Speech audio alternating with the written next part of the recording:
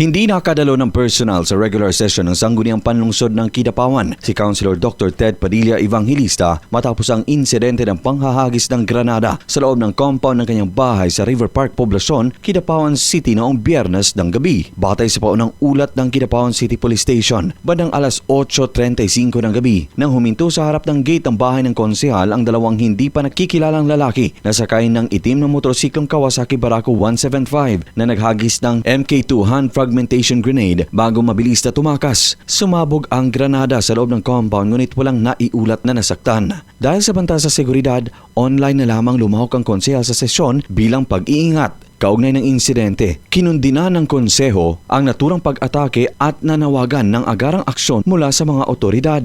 Pansamantala namang sinuspende ang regular session para sa isang caucus kung saan dumalo si Kidapawan PNP Chief Police Lieutenant Colonel Jose Marie Simangan upang talakayin ang takbo ng investigasyon at ang mga ipinatutupad na hakbang sa seguridad sa isang closed-door meeting.